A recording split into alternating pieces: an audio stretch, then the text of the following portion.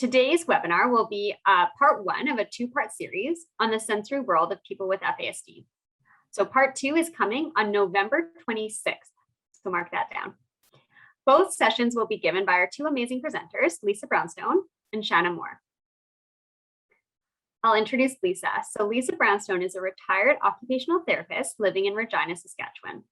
She has a master's degree in community health and epidemiology. Her particular areas of focus include social policy and community development, program evaluation and research, as well as occupational therapy. Lisa has received a number of awards for her work, including the YWCA's 2008 Women of Distinction Award in the area of wellness, recreation, and healthy living. She has a long history of working with people who have FASD. This includes assessments and interventions for people with concurrent disorders such as FASD, intellectual disability, childhood trauma, and mental health illnesses. She has authored studies exploring homelessness and adults with FASD, developed an FASD mentoring program, conducted evaluations of FASD support programs, and provided occupational therapy services for people with FASD. Lisa is the mother of two children with FASD and is currently raising her grandchildren. And I'll introduce Shana. So Shana Mohr is the training manager for the FASD network of Saskatchewan. She has trained hundreds of professionals, caregivers, and individuals with intellectual disabilities about the complexities of FASD. Through her experiences, she has developed an intimate understanding of the services available for individuals with FASD. Shana believes in the need for more research to fill the gaps in these services and to increase the accessibility for individuals with FASD and their caregivers. Shana is also the mom to an amazing daughter with FASD who motivates her unlimited passion for the cause. She is where Shana's dedication started and continues to be her most important teacher in the complex world of FASD. With that, I will let the presenters take it away. Thank you, Amina, for those lovely introductions. And we're really pleased to be here. Pretty excited about being able to talk about a subject that's really close to both of our hearts, whether it be FASD or sensory processing. Thanks as well to the network for having us, and Andrew and Tori for setting this up. Thank you, and thank you to all of you who are here today. I'm just going to share my screen so we're ready to get going.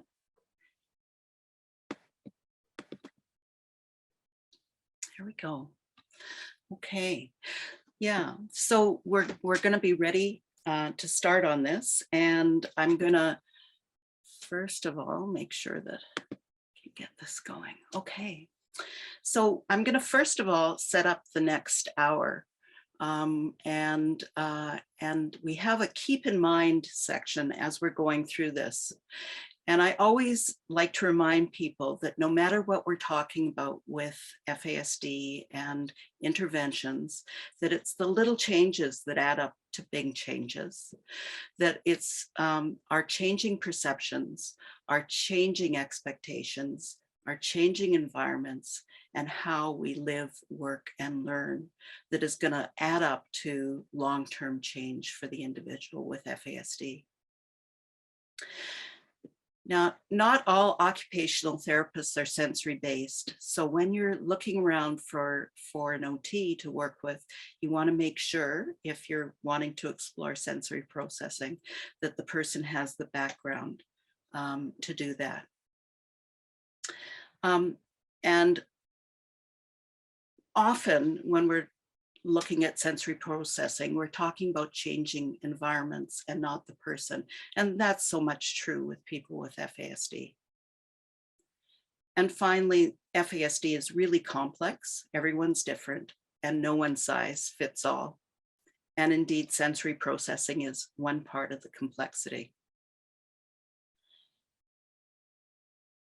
In the next hour, we're going to, first of all, talk a little bit about us. Not that we have to do that much after Amina's talked about who we are. Then we'll dive into sensory processing and FASD, and we're going to be pulling a lot from our experiences as parents and professionals. And so that's the conversation I think we're going to be having. So I'd like to talk about a dedication. So we're dedicating this presentation to the late Jessie Skidmore. Jessie's was a young adult with FASD who died tragically. And should we have known a little bit more about introspective sensory areas, he might not have. So we're dedicating to this to him and to his wonderful, wonderful family, Kim and Lloyd and children. Okay, so I'm going to talk a little bit about me and then Shana's going to jump in. So as we said, I'm a retired OT, and that means I actually don't do assessments. I don't do treatment. I can talk about the world of OT, but I'm not a practicing OT. So when it comes to questions, I'm not able to answer anything to do with a specific person. I wanted to introduce you to my children. My oldest is 41, Teva. And so given that age, you know that not a lot was known about FASD or FAS as it was known at that point, as is known now. He was not diagnosed until he was 16. My daughter, who is 34, had better assessments and interventions over the years, and so that 9 years between them made quite a difference in what they were able to access for help. And my little ones are 3 and 17, and they're my grandchildren. And one has been living with me since he was 11, and the other has been living with me for the last, about a year. My 2 children have sensory processing challenges as part of that whole picture of FASD. As a professional, as you heard, I'm an OT, and a lot of my, especially last years of practice, were with people with FASD and actually multiple disabling conditions, which included mental health and physical and early childhood histories of neglect and abuse, as well as FASD. So really complex people. Shana. Awesome. Thanks, Lisa. And as you mentioned, thank you to the CanFASD network for hosting this really important webinar. And as Lisa said, in an area that's very near and dear to our hearts. As mentioned, I'm the training manager. That's my professional life at the FASD network of Saskatchewan. But my most important role in the world is being a mom.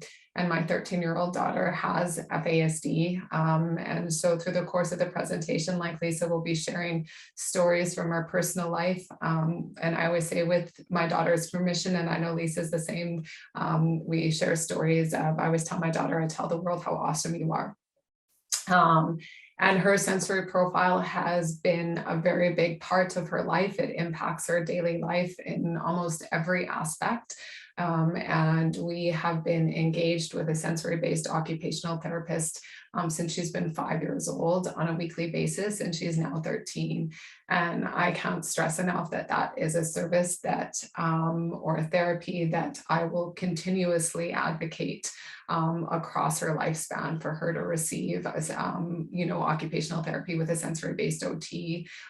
Hands down, it's been the most impactful therapy we've had to date. And my daughter, and I'll share stories today, is at places where she understands how her body's been impacted by her sensory profile, and it has prevented behaviors, and we're learning different strategies, etc. And I'll be able to highlight lots of those as we go through the course of the presentation. And hands down, absolutely thanks to the work that her OT has done with her. And as Lisa said, really highlighting the points as we go through the presentation, that it's not about changing the individual so often. And so many systems. They're focusing on how do we change the individual to work in the environment. And we really need to start focusing on environments to change, to be inclusive for individuals with sensory processing stuff going on. So thank you again for the welcome. That's who we are, and super excited to have the opportunity to talk about the sensory processing world of people with FASD. Thank you. And I think I've met Keisha perhaps once or maybe twice. I don't know her personally except through we've talked about her very much over the years. Shana and I have known each other for a long time now, and we've shared many stories of our children, and we're hoping that those stories are going to help you, whether it's in your practice or working with your children or in the research that you're doing. So we're going to go dive in.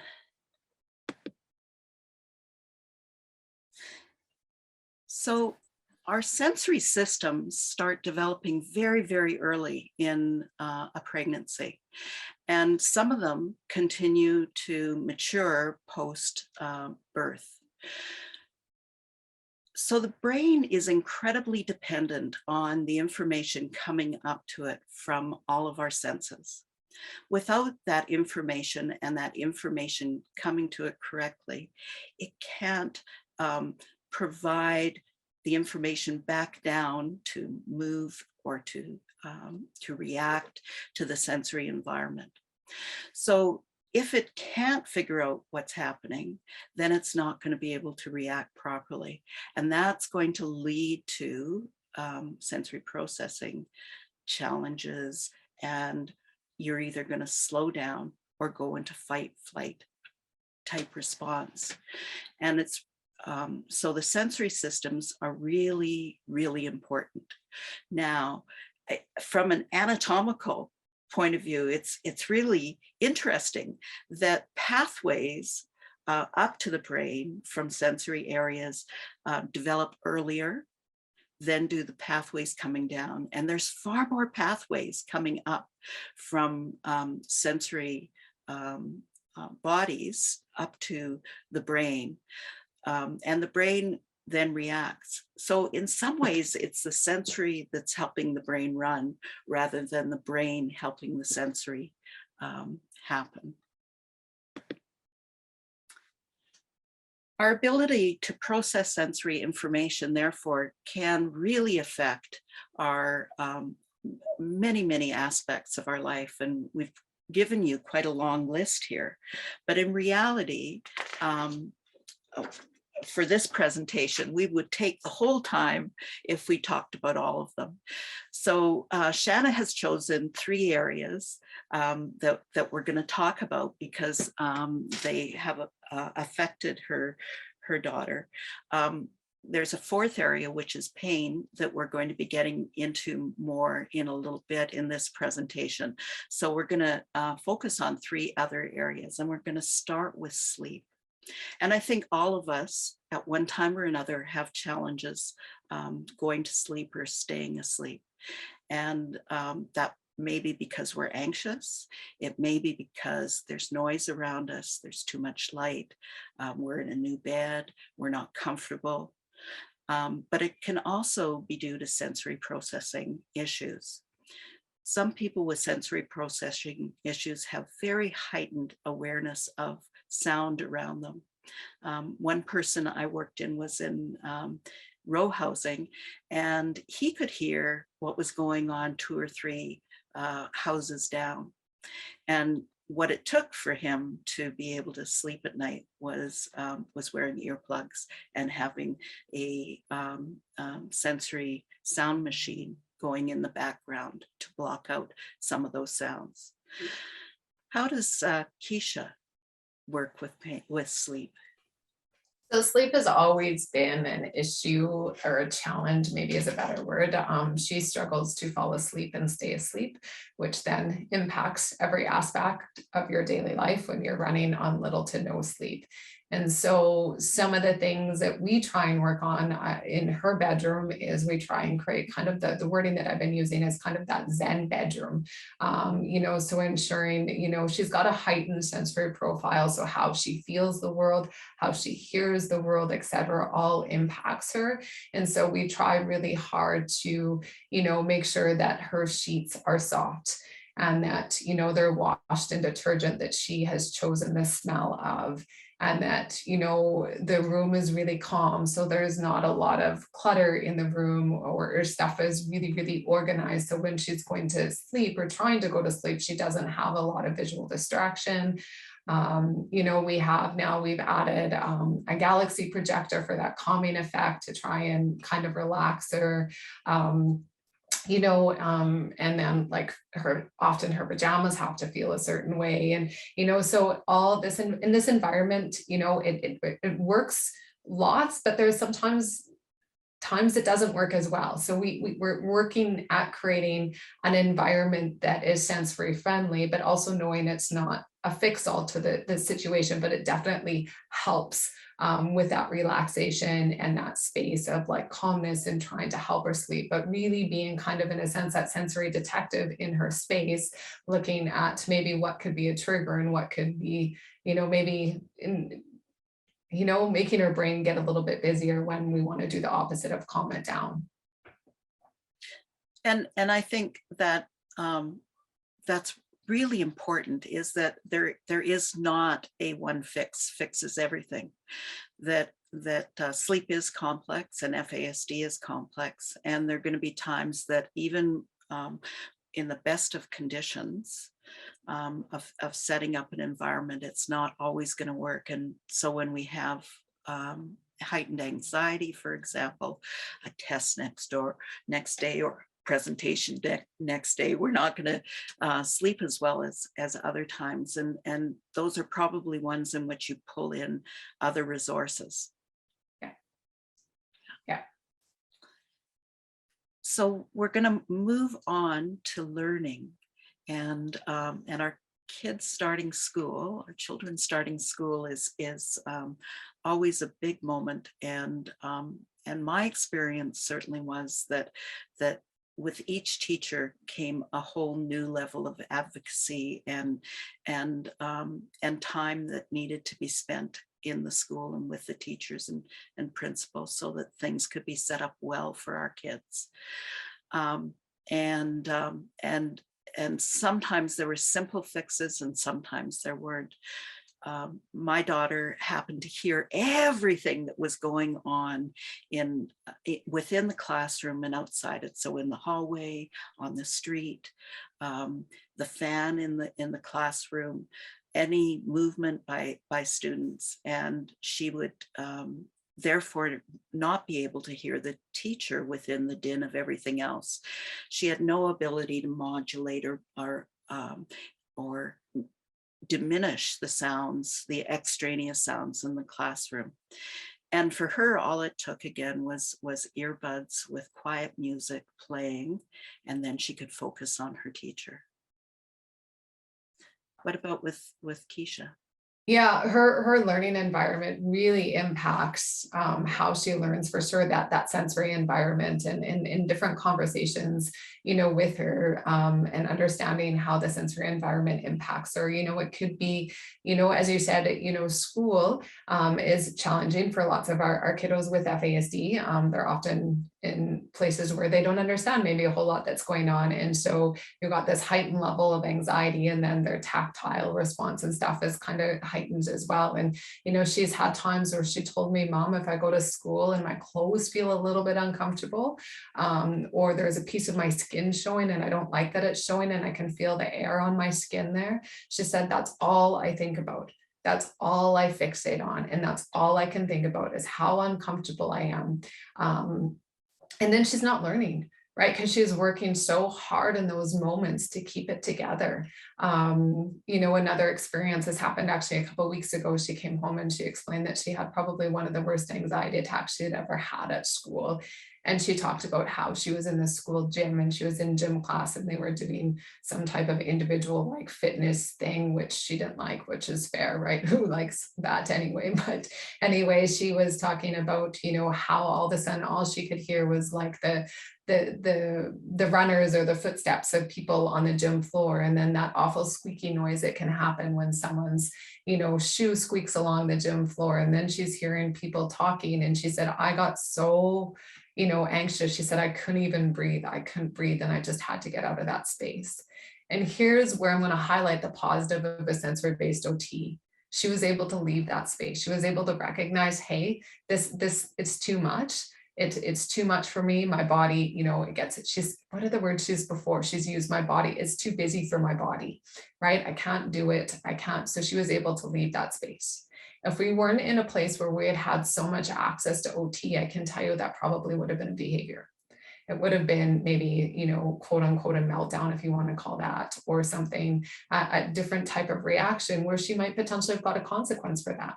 Where when we understand the sensory profile, she was able to remove herself from that situation. I know within the school environment, I've advocated on more than one occasion that she not do gym class. Gym class is incredibly loud for her.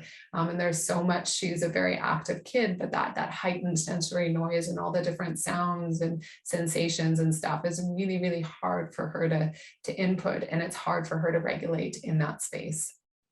And then she has to go back into class. Yeah. After that, when she's already dysregulated, which means that there's less learning that goes on.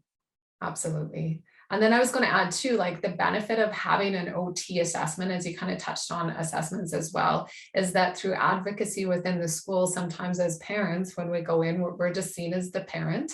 We're not really seen that we have lots of working knowledge on our kiddos. And so, you know, I've had experiences where I've gone to the school and talked about the sensory environment, and it hasn't held a lot of weight, if that makes sense. It hasn't made a huge difference. But then when I've taken in the occupational therapy report that talks about the modifications and the strategies that can be made, that they listen to that. So that's where like an OT assessment can make a really, really impactful difference. Yes, totally agree. And indeed, I've had to do that I can't sit down as an occupational therapist / mom and be heard, that I need to bring in another OT's report for that to happen. So that's pretty interesting. The other thing that occurred to me as you were talking is the kind of energy that you as a mom have to put in just for her to get to school from a sensory standpoint. So you have to make sure that you've purchased the kinds of clothing that will make her feel more comfortable in the day. You really have to set things up in a very special way. It isn't just get dressed, have breakfast, and onto the bus you go. It's really a process for you as a mom.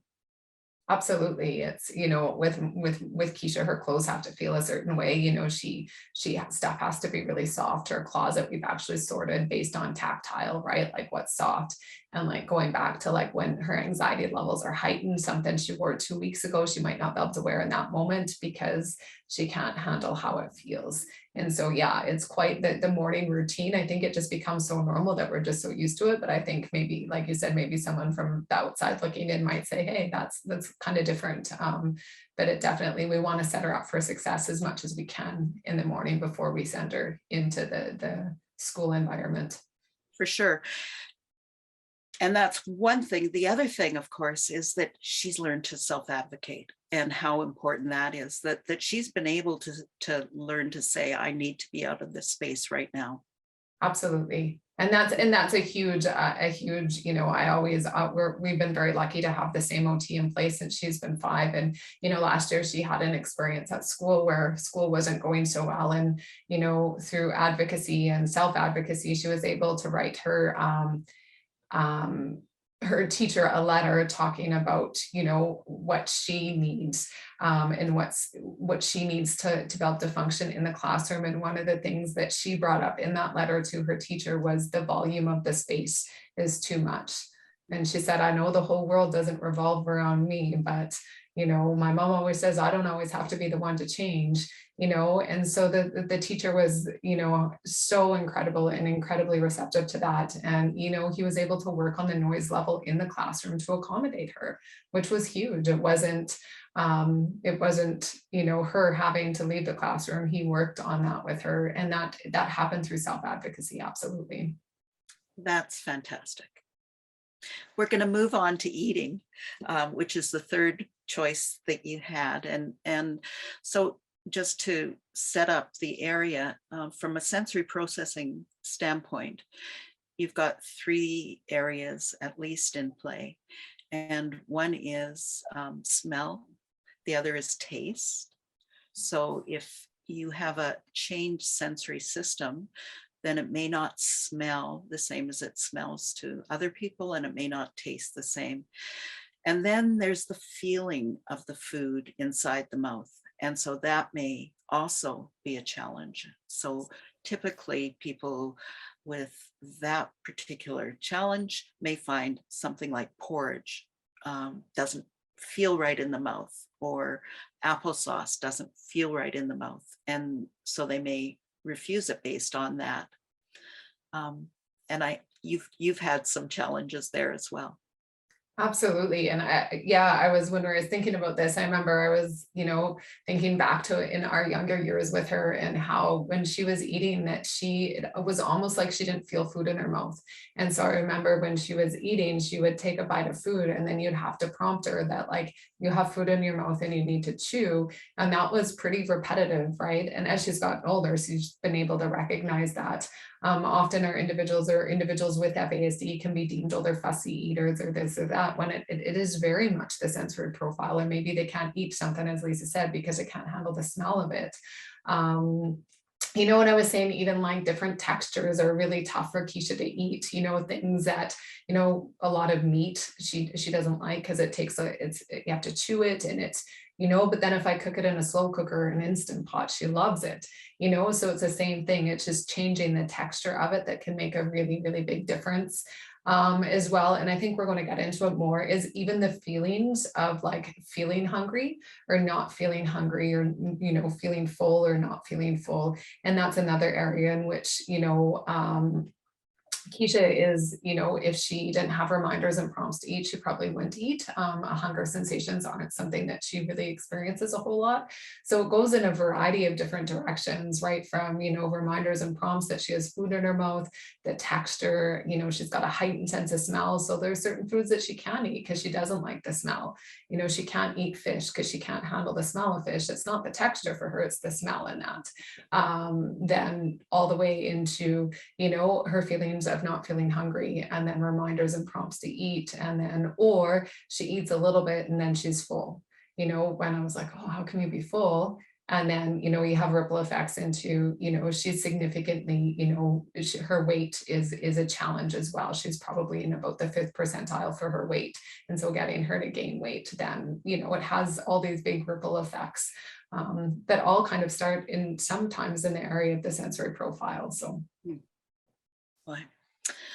Okay, that sets us up really nicely for getting into further descriptions of the sensory systems, and then into interoceptive sensory areas. So as I said earlier, the systems develop throughout the pregnancy and from a very, very early on, therefore point on, and alcohol can affect the systems from a very early point in the pregnancy. And as I said earlier, it's one piece of the puzzle around the complexity of FASD. So there's some terms that we tend to use, and I wanted to make sure we were clear about what those were before we get into this. So sensory acuity is how well a particular system sees, hears, touches, tastes, smells, or balances. And so, for example, the information coming into my eyes, so vision, comes to the back of the brain, and how acute the system is depends on the shape of my eye and other issues. If I take my glasses off, the world becomes quite foggy. When I put it on, everything's lovely and clear and I can see just fine. So that's my acuity is affected. And any of those senses can have a lower or higher acuity. They can also test out as being just fine. And unless they go to the next stage of assessing something like how well you're processing what you see, then you're not going to pick up on the sensory processing challenges that people may have. So that sensory processing is how the brain takes in that information and translates it to make sense of the environment. So again, with vision, that information comes back, and then there's about 13 different sensory perceptual areas that take that information. They're scattered around the brain. They take that information and make sense of what they're seeing. So behind me, you have a bookshelf, and you can see that there's depth to it. You can see different colored books. You can probably tell that there's different books there. If I had a visual perceptual problem, I might not be able to see those individual books. They would look kind of flat and together. If you have a white towel on a white sheet, you might not be able to tell the difference between the towel and the sheet, even though the texture is different. You might not be able to see the depth of stairs, and so you stumble and fall a lot. So those are examples of the processing of the information and making sense. There's also a modulating effect where we adapt and change those sensations. So if I'm in a classroom, going back to my daughter, if I'm in a classroom, I'm able to blank out all the background information and focus on the speaker. My daughter can't do that. Her brain is not modulating those effects, those sounds around her, nor is she able to with a lot of visual input. So that modulating ability is really affected and can be quite affected by people with sensory processing challenges.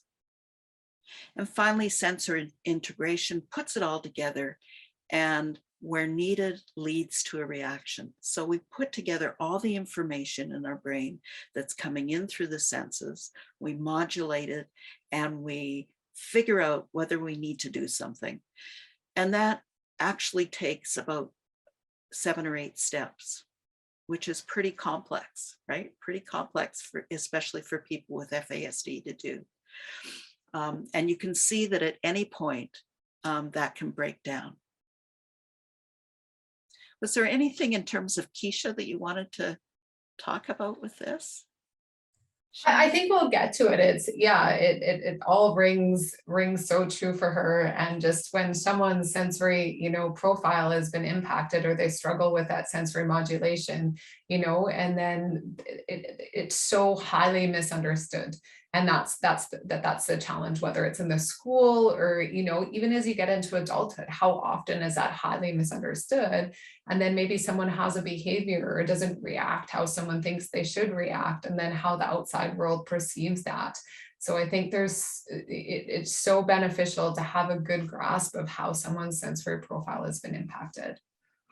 Yeah, and we're not going to go into the assessment, but the assessment would take into account all these things.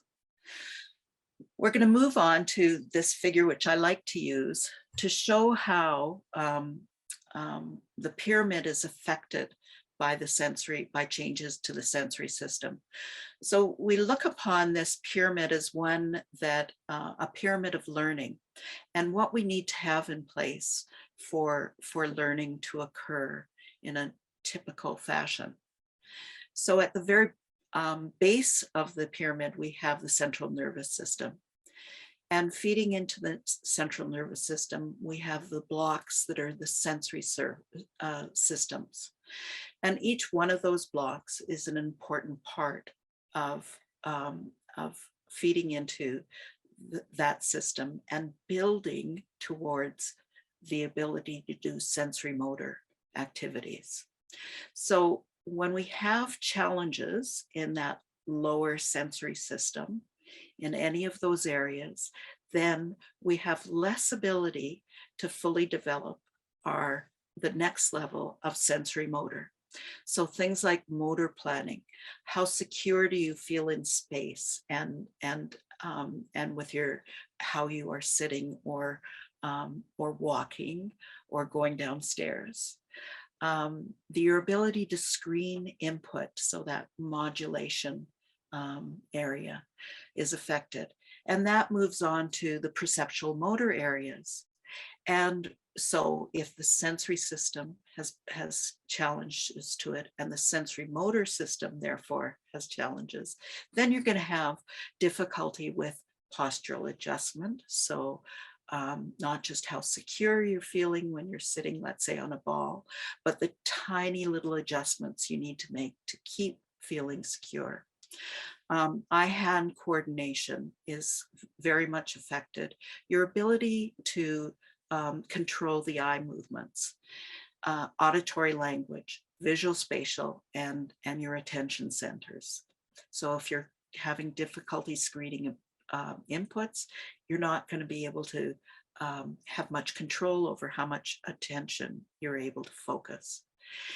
And that moves to cognitive and intellectual, and therefore your ability for academic learning and daily living activities and behavior.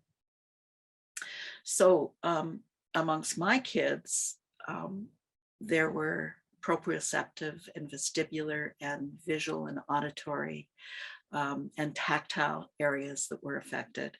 And I could see the effects all the way up as I look at this pyramid. And it's probably the same for Keisha too. Absolutely. I was just gonna, I love this visual. I think it's incredibly impactful because it really shows, before we kind of can work in our mind, that our bodies kind of have to be in a place of regulation. And, Keisha does OT in our house on Wednesday mornings. And I've always highlighted that, the 2 hours after she does OT are my best 2 hours with her in the entire week, because she is so regulated and she's in such a good space. And as she, has other challenges that we are dealing with, we've actually increased our OT now to twice a week.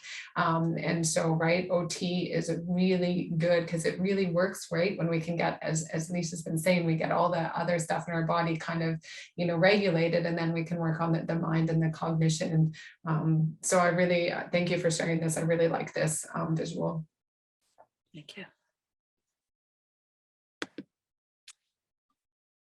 So jumping in now, we've really been talking about these sensory processing differences, but I want to highlight the the overly sensitive, or the hypo or less sensitive to sensory input. And you can have sensory areas that are hyper, and you can have others that are hypo. And it's quite complex. So as a result, people may seek out or they may avoid sensations. So they may try to upregulate themselves by seeking out certain sensations, or they may try to bring themselves down by avoiding ones, or it can go the other way. That's why you really need a very good assessment. So a person might spin and spin and spin and spin and spin, but are they upregulating themselves, or are they down-regulating themselves? And those are important things to figure out. Is this somebody who needs more input to be able to cope in school, or do they need a quieter, less inputs around to be able to cope in school? So they may be upset by bright lights or loud noises, annoyed by tags, and thankfully tags are disappearing. There may be seams in their clothing that are affecting them. This was an area that really affected my daughter, and I had to learn to wash her new clothing many times, use a softener, and she it was really with hesitancy that she would take on anything new to wear, because it really hurt her so much. They could be bothered by textures of food, oblivious to air temperature, and this would be both of my children, who would wear their shorts and t-shirts and sandals well into November, December, and January, and wouldn't take off. Finally, accepting winter wear, would not take off that winter wear until July or August, because air temperature just didn't affect them. And finally, having problems sensing where their bodies are in space. So do you want to jump in?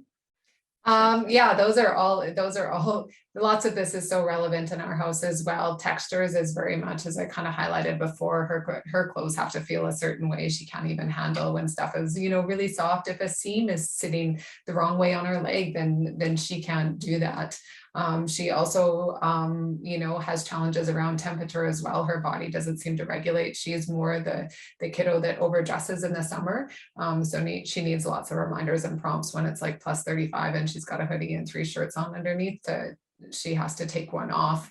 And we'll get into the pain piece. Pain is a big thing for her. She has a really heightened sense of pain. And so that presents lots of different challenges. And she definitely seeks and avoids, as you talked about the story of the spinning, that was Keisha when she was 5. She used to sit and spin and spin and spin. And we actually found out she doesn't have the capacity to feel dizzy. But we also know that slow spinning is good for her, and that's how she's self-organizing. So that's where it's really important to have these assessments. And just for really highlighting that an occupational therapist, a sensory-based OT, is not just for children and youth, it's across the lifespan. It is absolutely beneficial for adults as well as it is youth and children. Yes, and indeed, my last years of working were with youth and adults, and as important, and you can make a tremendous difference in focusing on that group, especially if they haven't had those kinds of inputs before, and many hadn't. Sorry, I've lost there. Okay. So I'm not going to spend a lot of time with this. We have 8 sensory systems, and who knows, in the next few years we may see as being more than that. Most of us are brought up with the 5 of hearing and sight and taste and smell and touch. But we also have our vestibular system, our proprioceptive system, and interoceptive systems. And we're going to be focusing the rest of the presentation on the interoceptive, and hopefully we'll be able to cover all the rest in the next presentation. So interoceptive sensation is the perception of the state of the body. It's sensory messages being sent to the brain regarding how the body is doing within itself, for the most part. Pain in the skin is now included as part of the interoceptive sensation system as well. It has a really important regulating function. And so what our body is feeling inside itself is critical to our being able to kind of maintain. Obviously, fight, flight, and freeze are important components of it. And so whether you tend to go to flight, whether you tend to go to fight, whether you tend to go to freeze, depends on the individual and the messages coming up. My son is a flight person. My daughter is a freeze. And it's really important to point out that interoceptive sensation can have a critical life-preserving information component. So that is, for example, that having pain that is identified as heart, it's really important for that information to be processed and addressed really quickly. Being able to localize pain is really important. My daughter spent a year with a fair amount of agony because she was unable to localize that the pain was abdominal and not upper back, and trips to emergency and not having it assessed properly. And of course, this is an area where as your children grow up and aren't living with you, you have less and less ability to advocate an impact for your child. So I'm going to go on to the next slide just to kind of open everything up, and then we'll go to more of a discussion. Also, bowel and bladder challenges can be affected. So a person could not feel fullness and so have lots of accidents. And as a child, have a lot harder time learning to use the washroom. So training can be really challenging. Or they may be a person who filling of the bladder or bowel doesn't feel very good, and they're rushing to the washroom far more frequently because they don't like that feeling. Knowing when and how much to eat. And so I think Keisha is somebody who's affected by that. Knowing if food is too spicy for the stomach. So some people, the taste will not register the spiciness, and it's only when it hits the stomach and may not, and may affect the person. Regulating emotions is also part of the area, and being able to identify and know your emotions. If you're not getting the information, if it's not being processed right, then the emotions are difficult to regulate. And again, individuals may seek out or avoid interoceptive sensation, just like the other ones. So Shana, your daughter is very much affected by this area. Absolutely. And I know we're running short on time, so I'll make it quick. But she, very much this is something her occupational therapist has worked quite significantly with her on, as her interoception. And part of how she is impacted is her pain threshold is really, really high. As Lisa said, her daughter was the same way, it presents in different ways. And then as you bring in some mental health pieces, she struggles to understand the difference between what is actually being physically sick, what is anxiety, etc. She also has a digestive system that's been quite significantly impacted. And so it is worrisome when she has that really high pain threshold, that she can actually be quite sick and not really present like she's sick. And then, as Lisa said, kind of when you're becoming that advocate, it's easier, I think, when it's never easy, but easier, I think, when you have children and youth and you're navigating the medical sector, because when you're taking a child or a youth in that doesn't present like they're in pain, you're often not believed. And then as you get into adulthood, if you don't present like you're in pain and you don't have that advocate in the space with you, it can present lots of challenges. And as Lisa said, this can be really critical information. So it's a really important piece of the sensory profile to understand how someone's been impacted, and to work with them to try and help them understand those different sensations. Like, as Lisa said, even different words like tingle is AKA, we know that's a word for pain in our house. Or, does it hurt? She doesn't understand that word. Does something feel different? And so finding the words to help her understand how her body's been impacted. But absolutely, it can be a challenge. And I think really, stressing that really high pain threshold and how the implications that can have if that's not recognized. Absolutely. And kind of moving on, just because we need to do that. This is an area that really, really requires a thorough assessment and by a knowledgeable professional. And Keisha's very lucky that she has an OT who also has specialty in that area. There are other professionals as well who will. The person themselves really needs to learn to self-advocate and if possible, learn to localize as well. The person concretely may need real reminders. For example, use the washroom every 2 hours, or eat at 7 a.m., 12 p.m., 6 p.m. Feed your baby, because adults with FASD become parents. And if they themselves don't have a feeling of hunger. They may forget to feed their baby. They may not recognize the cry the baby makes at being hungry. So they may have to learn to have set times feeding the baby.